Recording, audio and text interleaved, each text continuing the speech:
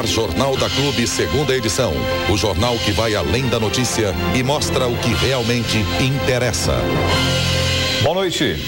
Boa notícia para os ribeirão-pretanos. Em média, os preços de bens e serviços registrados em agosto sofreram redução.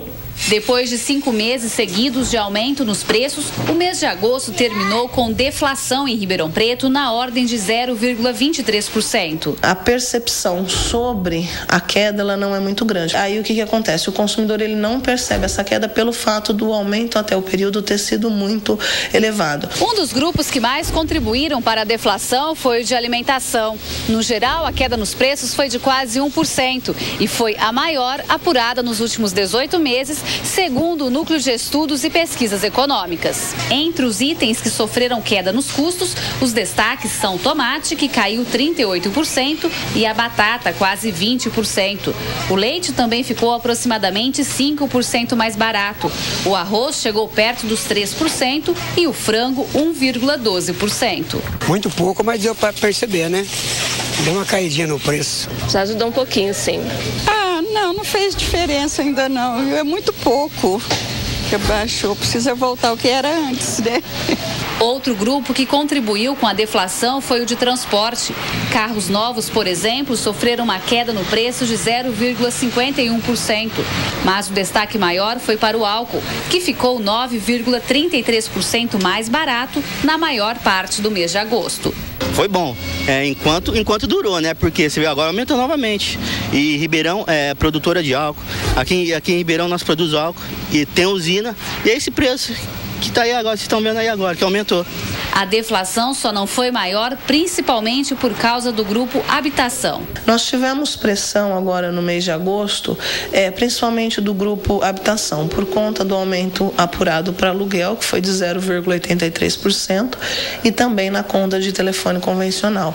E também nós tivemos um aumento aí de quase 5,5% nos planos de assistência médica. Gislene Lopes para o Jornal da Clube. E para saber como a deflação atinge as famílias de baixa renda, vamos ao vivo com a repórter Cíntia Lousada, que tem as informações. Oi, Cíntia, boa noite.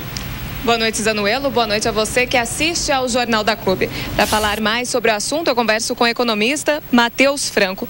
O que essa deflação representa para o bolso do consumidor? Boa noite. Boa noite. Toda a inflação, ou seja, todo aumento, redução de preços, já representa o comportamento do consumidor. Por quê? Quando falta um produto, ao mesmo tempo os consumidores vão procurar outros produtos para consumir e as empresas também vão querer ofertar mais produto, colocar mais produtos disponíveis no mercado. Então, essa interação de preço já provoca um aumento ou redução. No caso da deflação, que é uma redução de preços, a gente vê justamente isso. Como o preço dos alimentos e dos outros produtos já estavam altos há algum tempo, os consumidores começam a buscar outras alternativas. E com isso, aqueles alimentos que estão na cesta, que é usada para calcular o índice, acabam por se reduzir. Por quê? Porque diminui a procura. Então, reduz a falta dos produtos e com isso o preço começa a diminuir. E buscar outras alternativas seria a melhor maneira do consumidor lidar com essa variação de preços? Isso, exatamente. Ele começa a trocar, por exemplo, a carne de segunda pela carne de primeira. Por quê? A carne de primeira não fica tão cara quanto era antes em comparação à carne de primeira. Então ele começa a trocar produtos e com isso cai a demanda, cai a procura por esses produtos aí de que agora estão com preço maior e com isso o preço deles começa a diminuir. E o que representa essa deflação para a economia? Então, para a economia, a gente costuma dizer que quando eu tenho crescimento econômico, sempre vai aparecer um pouquinho de inflação. Ela é justamente o que faz as empresas a produzirem um pouquinho mais, entrar em novas empresas no mercado e com isso a economia de fato crescer. Então, um pouquinho de inflação é bom e também uma inflação, no caso contrário, uma deflação um pouquinho reduzida também não é muito ruim. O problema é quando ou a deflação ou a inflação estão muito elevadas, que aí o consumidor não consegue muito tomar as decisões de comparação de preços.